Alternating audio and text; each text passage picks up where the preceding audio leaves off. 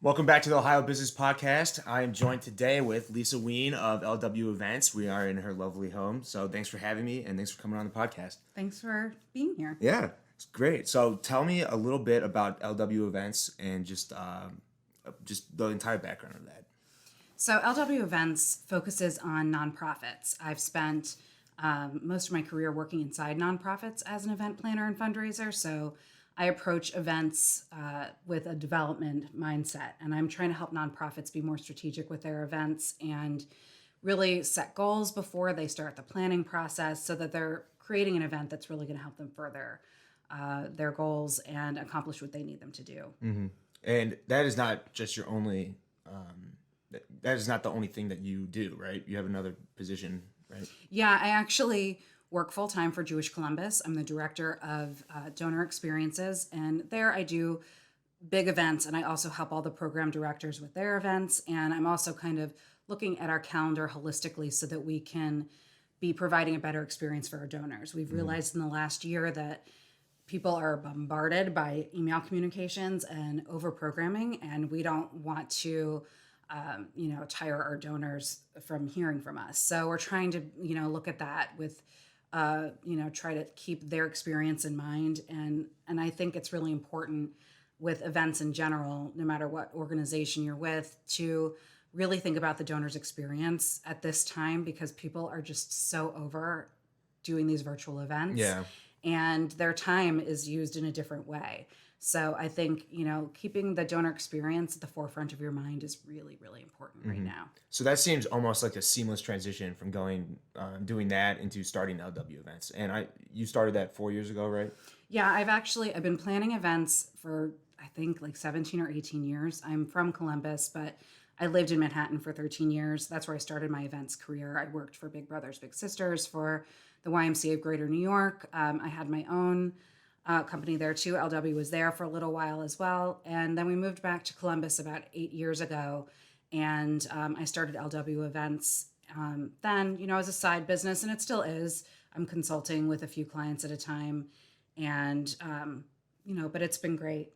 Now with COVID, obviously that has had to destroy the event industry. So what was that initial reaction? And then how did you expand off of it? Well, I mean, I would say when that happened, I was very grateful to have my full-time job because I had a lot of different clients and they all went in different directions. Some postponed their events, and kept postponing. I have two that are now postponed again until 2022. And, I want to work with them in whatever way they need me to. They have a deposit that they paid me, but I don't have the balance of that money and I can't ask them for it. So, some of them made a pivot to doing virtual events, and we just continued the work. But I didn't have anyone cancel. Most people postponed, and then others just tried to figure out how to do things differently. And in the beginning, I had no idea what to do with those people. I kind of thought, I guess I'm done with events right now. I don't know anything about virtual events. But one of my clients really pushed me to figure it out. So I'm grateful to them, and I tell them that all the time. They had a conference, they do a conference every summer in a different city, and the population that they work with is they have immune deficiencies. So they realized that they weren't going to travel for the conference last summer, and so we made the pivot to virtual. And even though I didn't really know what that meant, I went through that process with them, and we kind of learned together, which was great. And they gave me the confidence to realize that, they still needed my help. And I realized, there's a lot to learn here, and I'm just going to take the time and figure it out. And I think what's good is that everyone was in the same boat.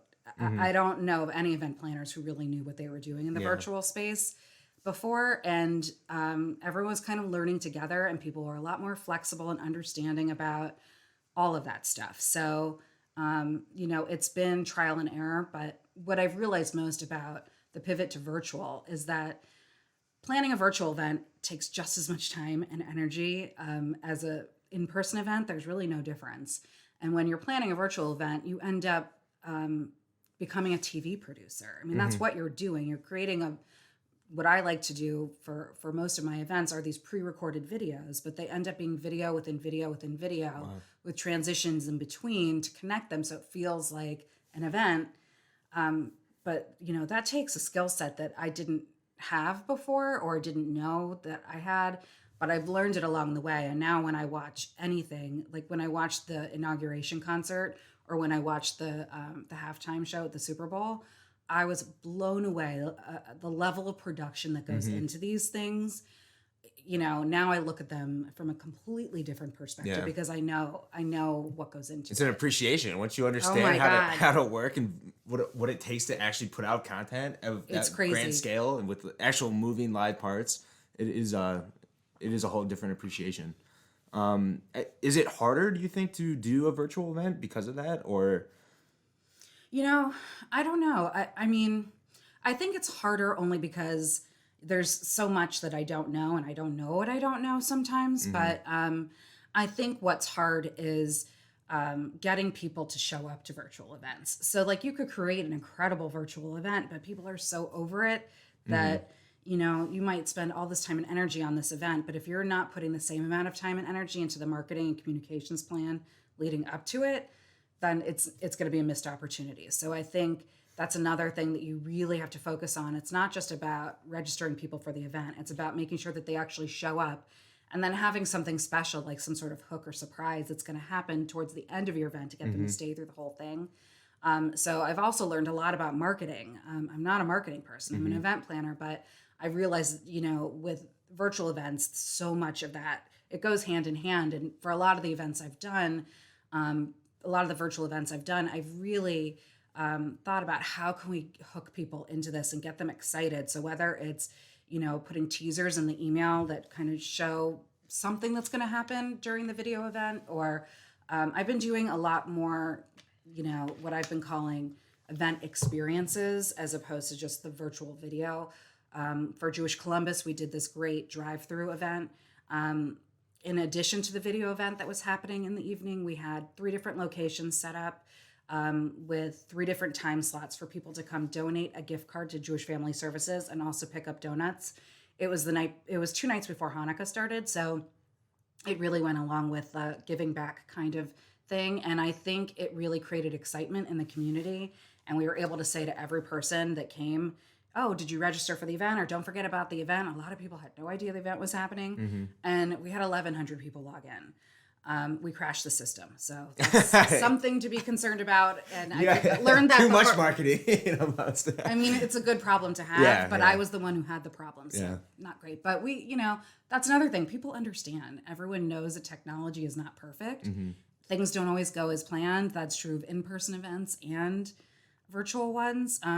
So I think people are much more understanding, and it's been a learning curve for everybody. But I feel like we're all dealing with the same thing at the same time. So people are very supportive anyway. Do you think that donor experience you have with those communication, like keeping constant communication with them, did you think that translated well into that marketing aspect of the virtual events? I mean, I guess so. I don't know if I thought about it that way. I more thought about how I feel as, a donor, a consumer, an attendee, getting constant emails from different organizations, attend this, attend that, or support us or whatever. Yeah, it is overwhelming. It's a lot. And so I thought, how do people feel about Jewish Columbus, or how do people feel about Action for Children, or how do people feel about whatever when they're, getting these emails? You have to just think about, like, number one, is there an appetite for the programming that we're providing? We may have great ideas and want to engage our donors, but do they want it? I don't know that they do. I think we have to really be, clear about how we want to connect with our donors and with our audiences, and streamline events wherever we can, around certain holidays, trying to do like one thing that works for everybody, instead of, dividing things up into different cohorts. That helps with the communications aspect. And also, I think it brings people together a little bit better. And I think it also helps us collaborate better with our community partners too, when we're looking at what else is going on and trying to like tag along with other things, as opposed to, only being focused on what we're doing. Now, do you think virtual events are going to be here to stay? Is it going to go right back to live events, or is it going to be maybe a mix, you think? I think it's going to be a mix. I think one part of me thinks that once we're able to gather again, there's going to be a huge event boom, and people are going to be like, dying to go to these events again. And I think that there is that aspect to it, but I also think that we've learned a lot, and we've realized that the virtual aspect allows us to bring more people to things that might not be able to come if they live somewhere else, if they're not able to come.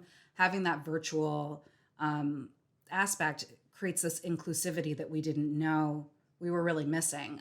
The client that I have that does that conference over the summer, they had, I think they typically have like 400 people attend their in-person conference, but they had like over 700 because they were able to get people to attend virtually from Australia and all over the place. Yeah. So there's that aspect to consider.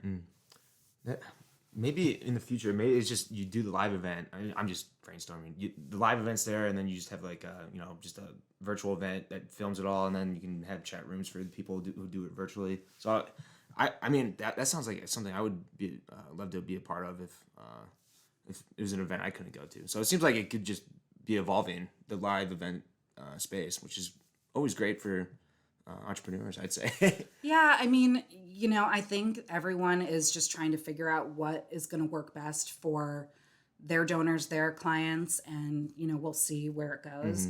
One trend that I'm seeing for spring and summer and probably early fall are drive-in events. So imagine using a parking lot and giving everyone the spot that their car parks in and the space next to them. So everyone is naturally socially distanced, and they could bring chairs in their trunk and sit in that open space, see each other, but not, have any issues. So I think doing things like that is, I think we're going to see that's going to be part of the transition.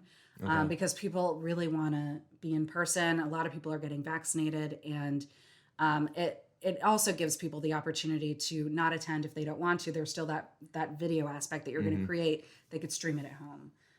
But I'm seeing a lot of people starting to go in that direction too. So live events are looking to come back now, you think? I think so. I mean, I'm planning one for end of May that's going to be an in-person hybrid event, a drive-in event. I've attended a few virtually, and I've talked to a lot of my colleagues all over the country. And, I know that Easton has a great spot for that in one of their new parking lots by the new district. And they did a lot of drive-in movies over the summer. They did some nonprofit events in the fall, and they were really successful. I think if you can keep the COVID guidelines in mind and, everyone is socially distanced, people really want to do that stuff again. Okay. Now, is LW Events, is that a nonprofit? It's not. Okay. Now, is it are your clients only nonprofit clients, or? Right now they are, and I've gone back and forth about that over the past few years, where I wanted my focus to be, because when you're an event planner, you can really plan any kind of event. But because my background is in nonprofits, and I've spent so much time, as a nonprofit employee, I think that I bring a unique perspective to, the issues that nonprofits face when they're trying to plan their events. I know how hard it is with limited budgets and limited staff and limited time and a million other things that they're trying to take care of. I know how hard that is. So when I'm working with them, I can help them strategize. And, any situation they find themselves in has happened to me. I mean, I have dealt with, very upset board members. I've dealt with, all kinds of things. So I've been in their shoes, and I think that makes them feel a lot more comfortable. And I think that that's what sets me apart in the event planner industry of Columbus. There's a lot of great planners, but I think that my perspective really lends to helping nonprofits succeed, because I really see nonprofit events as more of a springboard for building relationships with donors. I think what happens before the event and after the event are much more important than the event itself. So the strategy and thinking about, goal setting and why you're doing it and how you're going to connect with people, and then having a follow-up plan in place for once the event's over. And that's part of the planning process. So when the event is over, the nonprofit staff have a plan to continue the momentum that they built that night. They're not just jumping on to the next thing. And most of my career working inside nonprofits, that's the biggest ball that's dropped. You spend all this time and energy planning this amazing event. People have a great time, and they walk away, and then you don't talk to them till next year. And that makes the events, that makes the relationship with the donor more focused on the event than on the organization. That's a great point. And it makes the relationship more transactional. as opposed to building relationships with your donors so that they support your organization, not just the event. Yeah, and if you build that relationship along with the event, then you're building a community, a better community, a stronger one that is, interconnected. So that is a great aspect to bring. And I think too, over the last year, nonprofits have realized the kind of hole that they kind of created for themselves because of that, being so dependent on these events to connect with their donors. And then when their events didn't happen, they were all so terrified. How are we going to raise money? How are we going to ask? And I think what they learned is that these corporate sponsors that, bring most of the dollars to those events still are going to support them, whether they do these big events or not. So I think, one of the questions I kept getting is, can we raise money at our virtual event? And my answer was always, well, did you raise money at your in-person event, or did the majority of your money get raised before the event happened? And that's the answer. You're doing all of your fundraising before the event happens. If you're raising money night of, it's more gravy, that's... They never did that, really? They never... That's the structure of fundraising events is to, sell corporate tables and you get those sponsorships in. You've raised your money before the event happens.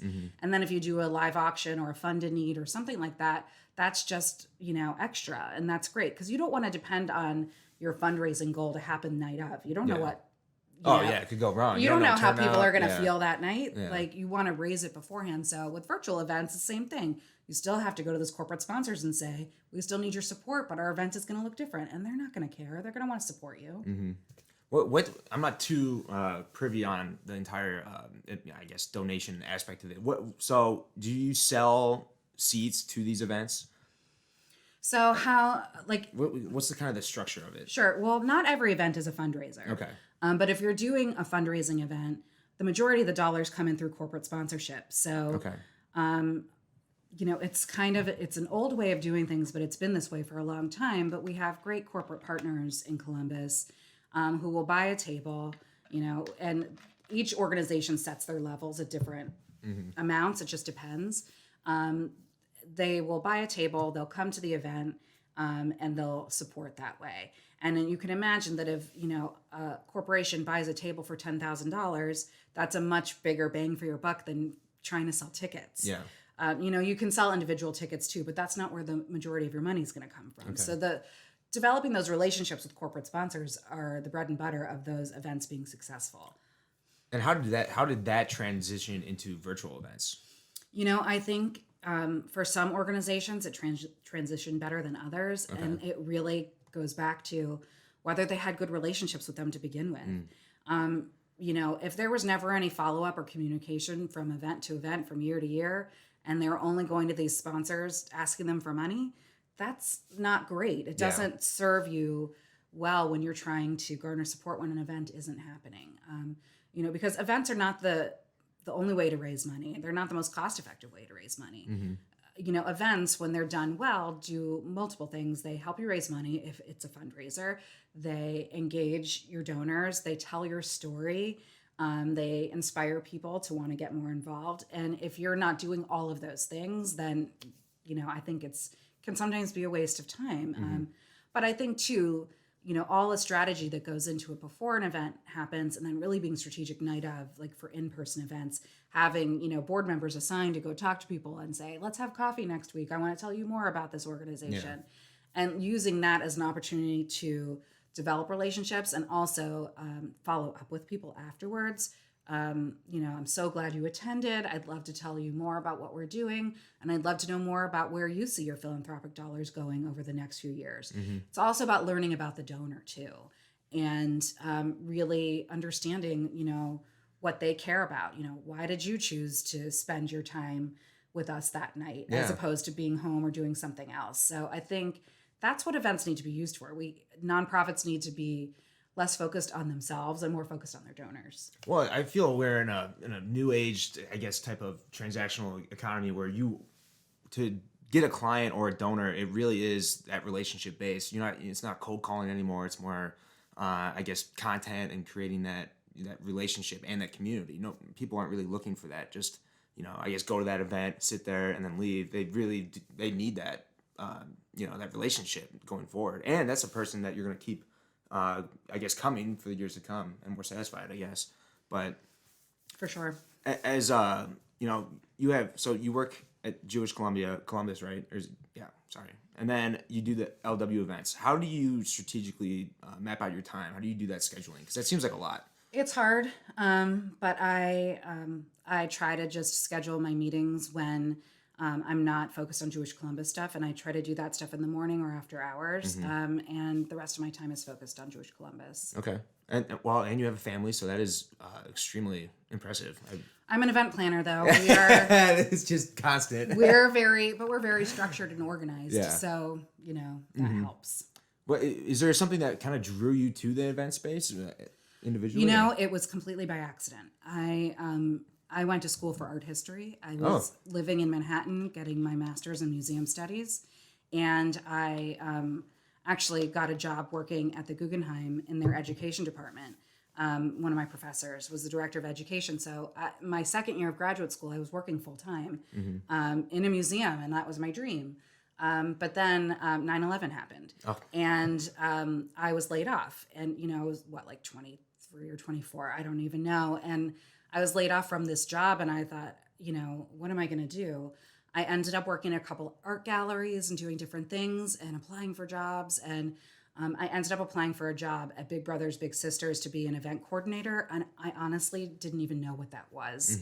And I had been on so many job interviews that by the time I got to that one, I didn't even remember what it was. Yeah, really. It was bad. The reason why I ended up getting it is because the woman who was interviewing me, we had very similar backgrounds and knew some of the same people. And I think we just clicked personally, personality wise, and she hired me. So I got lucky, and that job was really a really great opportunity because I learned all the nuts and bolts of event planning doing that. And I realized, this is a whole new career I didn't even know existed. I mean, now, I know that you can go to school and learn all about event planning. I don't know how you study it in school. But it seems like you just got to do it. Yeah, it's more like you learn by experience. Yeah. But, I didn't even know it was a career. And then I worked there for a year and a half, and then I got a job as the director of special events for the YMCA of Greater New York, where I was doing these huge 800,000 people galas, with the mayor of New York, like Mayor Bloomberg was at one of them. At the time, lots of Broadway level performers. I've done the whole celebrity thing living in New York City, and all very wonderful to work with, but I don't miss that side of it. That's pretty massive. So that was a great transition to kind of build your own type of thing then. Is that because what was the initial push to start LW events? Well, I worked for the YMCA of Greater New York for about 3.5 years, and I left there to go to the corporate side actually.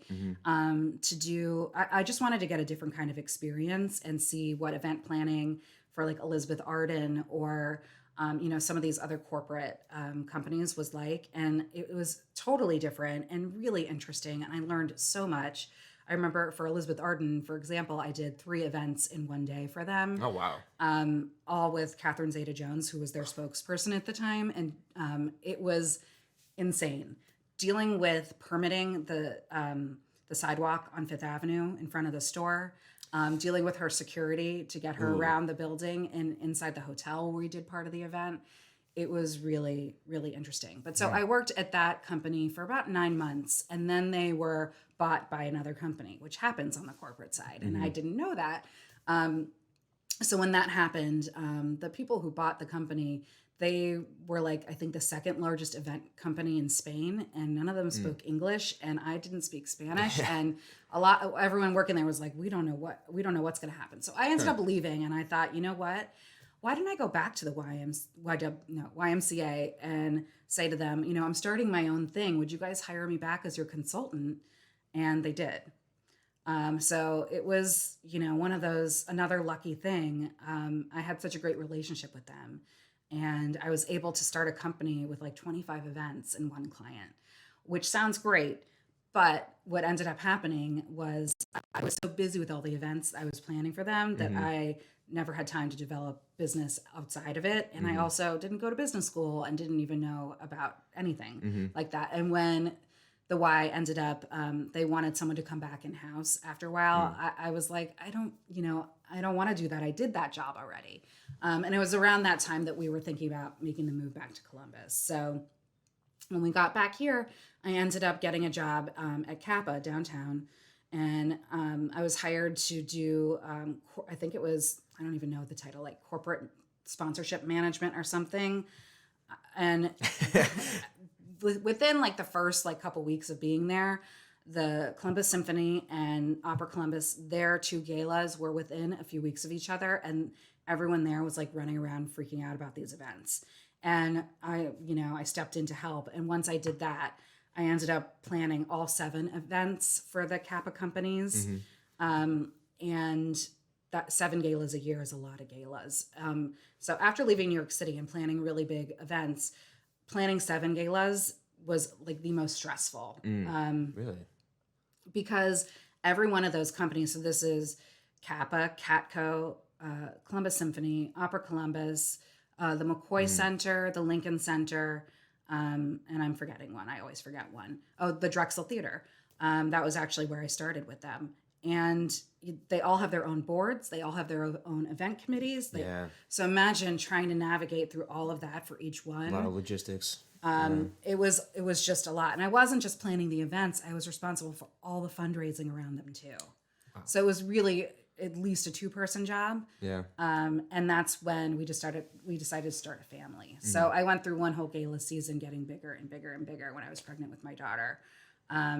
And it was just like, after that, I was just like, I can't do this anymore. I can't keep up this pace. And it was around that time that, at that time, Jewish Columbus was called the Jewish Federation of Columbus. They were looking to do something really unique with their annual meeting that they do every year. And I was hired freelance to plan it for them. And through that planning process, they really liked working with me and I liked working with them, and they offered me a job, and that's how it all happened. So I guess, not to toot my own horn, but I will, like, when you're good at something, people recognize it. And I've been lucky that way. And I think really the luck is that I found something that I'm passionate about and I'm good at the same time. I didn't know it was even a thing. And then, I fell into it. And I think when you talk to a lot of event planners, they'll tell you a similar story. A lot of them have art history backgrounds, strangely, and they fell into it. They didn't know it was what they were going to do with their career. So is LW Events just you, or is there a team behind it? It's just me for right now. Okay. I have a part-time event coordinator that I work with when I need that help. But I also have really amazing like strategic partnerships with other consultants in town. So there are other fundraising consultants in town where their events are not, their focus is not events. I lean on them for advice. They lean on me, and we also mutually refer people to each other. So I have those partners. And then also all the vendors that I work with. One of the biggest things that's so important as an event planner is having great relationships with your vendors. So those are your videographers, your venues, your AV people, your printers, your graphic designers. All of those people are vital to an event being successful. And when you have good relationships, you can ask for favors and people will work really hard for you. So, I was back for about 3 years in Columbus before I started LW again, because I had been gone from Columbus for 13 years. And I really wanted to get myself back in the world of Columbus and develop those relationships again. And so when I started, it was much easier to build because I had these great relationships with people. Do you see growing LW Events where you bring on people full time, or? It would be nice to do that in the future, but right now I'm really happy working at Jewish Columbus, and I like doing the work on the side. If and when that makes, financial sense for me to go out on my own, that's something I would consider in the future. But I love the work that I'm doing for Jewish Columbus. I'm passionate about the mission. We're donors there too. And, it's really important to me. And LW is really important to me too, more so because I care about, Columbus and the nonprofits here and the work that they're doing and the support that they're bringing to the people in our community that really need the work that they're doing. So if I can be a resource to them to make their events more successful, make their fundraising better, make them strategize a bit more, that just helps everybody. And I just want to, I want to empower our nonprofits to do more and to be successful. I mean, I think that's good for everybody. Do you see any crossover or where vendors or donors reciprocate or, kind of cross between both of your worlds with Jewish Columbus and yeah, LW Jewish Columbus has referred me to people. And then, a lot of the work I do for Jewish Columbus, I end up using some of those ideas for clients because Jewish Columbus, is really forward thinking in how they do things. So a lot of that goes back and forth. I think that we all kind of are working towards the same goal and supporting our community and making it a better place to live. So that crossover definitely happens. I love that Columbus mindset because I feel like all the entrepreneurs I talk to, it's all about Columbus. We're trying to bring this into a forefront of the state or the country. So I just love that compassion and passion of just bringing this city to what it is capable of doing. For sure. Where do you spend the bulk of your time within LW events? What is the main? The main stuff I'm working on is, I'm spending a lot of time just working with my clients on strategizing around their events and meeting with them and trying to, solve the problems that they're facing and their challenges that they're facing. And then I also spend a lot of time on business development. I realized that, after my experience with LW in New York City, that having all my eggs in one nonprofit basket is not such a great business idea. Mm-hmm. So I like to, connect with people on LinkedIn, and I haven't been doing it so much during the pandemic, but having, coffees and just getting to know people and developing those relationships. Similar to how it's important to develop relationships with your donors, it's important to develop relationships with other, nonprofit professionals. And whether that's just creating a nonprofit professional cohort for, my background at Jewish Columbus or trying to develop business, for LW events, it kind of goes across the board. How do you get the most clientele to LW events? Is it word of mouth? It's mostly word of mouth and referrals. I've spoken a few times. Association of Fundraising Professionals, AFP, they have a couple things that they do. They have a small shops group where they bring nonprofits together that are, small shops, like 5-10 people work there, and they do lunches or do different things. And I've spoken at a couple of those and, started relationships there. Whether the people there hire me then or not may not happen, but they tell other people about me. I even did something about virtual events for AFP a couple weeks ago, representing Jewish Columbus, but people also know that I have LW, so things have come through that too. Oh man, my question just evaded me. Okay, with the offset of virtual events, do you see the opportunity to work with outside clientele outside of Columbus? Do you see that? For sure, I think that that's possible, but I'm not built necessarily for too much of that yet because I'm only one person. But I think that I think that's true of events in general, and being an event planner, you really can be anywhere and plan an event. I mean, when I was living in New York City and working on the corporate side for those few months, I planned a 3-day conference in San Francisco. I wasn't in San Francisco, I was in New York. It's easy to do that. And now that people are so used to video conferencing, you can meet with anyone, anywhere, and plan anything. Yeah, that is the great thing about the Zoom offset, I guess. I don't know, but yeah, you can just communicate like that. It is great. Now, where do you spend the most of your money within your business? I don't really have a lot of overhead. I guess I'm trying to think. I mean, I guess to pay my part-time coordinator, but my best friend from like preschool designed my website for me. She didn't charge me too much money. And that's really it. Event planning doesn't really have a lot of overhead because it's all in relationships and planning. I'm not one of those people that has a warehouse full of, centerpiece decor and stuff like that. Yeah. So yeah, it's mostly just your time that is being spent. Yeah. Okay. Yeah, but moving forward, what are some of the silver linings that have come out of COVID? Yeah. And virtual events. I never imagined after 17, 18 years of planning events that I had all that much more to learn. But the last year has been a huge learning curve, and I've learned so much, about technology, about virtual stuff, about the donor experience, about so many things. And one of the biggest things I've learned about myself is that I am much more creative and innovative than I realized, or, I just hadn't tapped into that in a long time. And, some of the ideas that I literally wake up in the middle of the night or in the morning with these crazy ideas for things.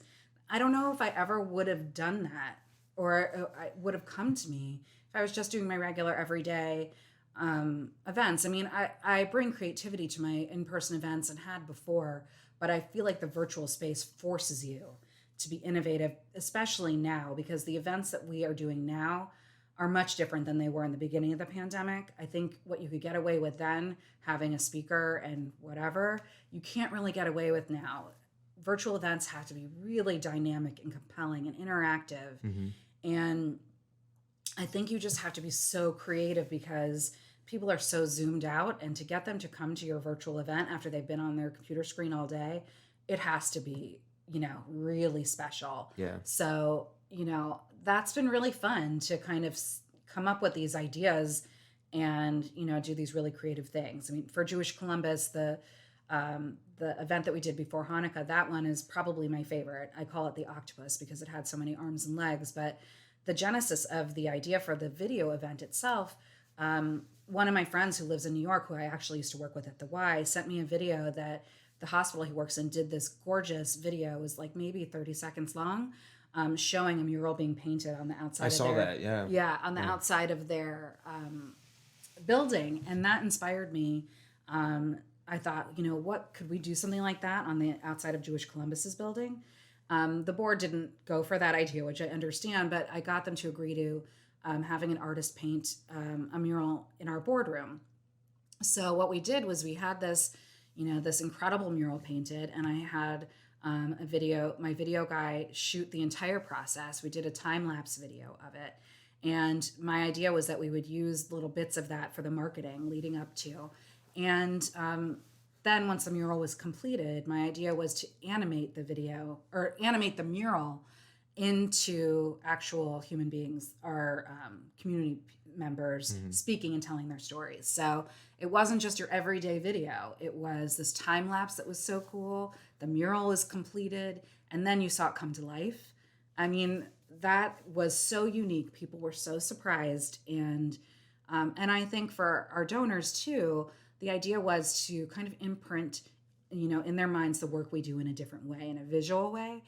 They're used to just having conversations with us about what we do, but this was a visual thing, and they'll remember it. We can send it to them. This is what we do. It's very clearly illustrated. Yeah, it was impressive. Yeah, I saw I was like, oh my gosh, it's moving, and yeah, that's a great idea. So a lot of what you are taking from virtual events are going to be, kind of making their way into live events. I think so. I want to, when I'm thinking about live in-person events, I want to create experiences that are so unique and special.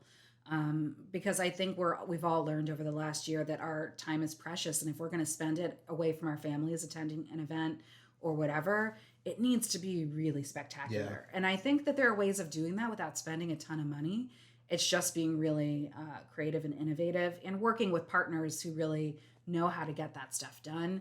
I think when a client works with me, they know that I'm going to deliver something really unique and special for them, and also bring them the partners that I have to really work with them and understand their vision and articulate their mission. Outside of COVID, what is the biggest challenge of an event? I think events are crazy. I've said for so long that I have the weirdest job. It doesn't matter how prepared you think you are and how far in advance you work on an event. There are always things that happen at the last minute that you don't expect. Even in 18 years of planning, things always happen.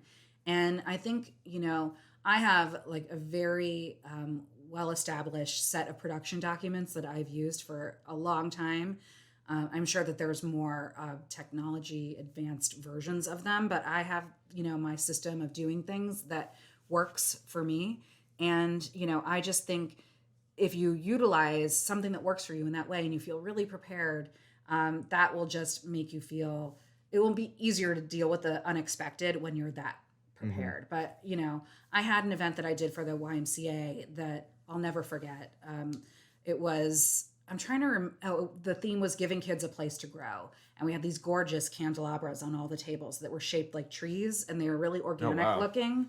And they all had candles lit, but there were two different ones, and the florist that I was working with only tested the candle in one kind and not in the other, and didn't realize the size of the candle was gonna affect the different votives. And so, like, right as people were walking into the event, my partner in crime at the time, Will, came up to me and said, "There is hot wax dripping from these things and splattering on the place settings." And I was just like, oh my God, literally putting fires out. Yeah. So we had to blow out all those candles. I mean, no one noticed because luckily it happened before anyone was at their tables, but that's, it could have been a big egg on the face. Yeah. Yeah. So things like that happen. And then you learn never to do an event with candles elevated 6 feet off a table. It's just not necessary. Keep it standard. Yeah. Keep it easy. Yeah. As we kind of wrap it up, what are some of the best successes that you've had with LW events, and then what are some things that you wish you knew before you started? I think for the Alzheimer's Association a few years ago, we did a really great event. They had always done their standard dinner, like 10 top tables, corporate, like very focused on the corporate donors, which is important. Like this 3-course meal and, a program where people are just talking. And they just wanted to modernize it and have it feel more interactive and fun. So a couple of years ago, we did an event at Express Live, and we... Outside or inside? Inside. Okay. We incorporated different bands. Like, we had the same backup band, but then some of the musicians ended up being people whose family members had Alzheimer's or had been involved in some capacity. And so we kind of wove in the music and the memories with the storytelling. So in between the awards and the speaking, we had... we got a little... we have a mascot. Yeah. We wove in the music. So it was like a concert for like feeling. It was amazing. I think we created this opportunity for people to really learn about the work that they do, but feel entertained. And for a topic that can be really depressing, I think that we wanted to create this feeling of hope, and it was really successful. That's great. Something I wish that I knew before I started. I think I'm still learning. I said I didn't go to business school, but I know I'm a good event planner. But I'm learning all the time that there's so much that I don't know, and trying to build a business and what goes into that is a challenge. And you have to have the time that you're doing the work, and then you have to do the work on the business, which are two different things. And I'm still kind of figuring that out and trying to figure out how to balance those two things. So I wish that I had a little bit more of that knowledge beforehand, but there are so many great people in town who have provided so many resources and support that I've learned so much from, and I'm just going to continue to reach out. And I think people are really supportive of small businesses and women business owners too. And I've talked to a few in the past 2 days that I have relationships with, and we're all, it's not a competition. We all support each other. We want each other to be successful. And I think, leaning on people who may have more experience than you and getting advice from them and guidance is really important. So that's something that I've really utilized. How can people find you, and how can they reach out? How can they contact you? They can find me on my website, lweventscbus.com, and it's the same handle on Instagram, lweventscbus. And you can email me, lisa@lweventscbus. Lisa, LW Events, thank you for coming on. You were great. Dropped a lot of good nuggets, so thanks again for having me and being on. Thank you. End it right there. That was terrific. Thank you.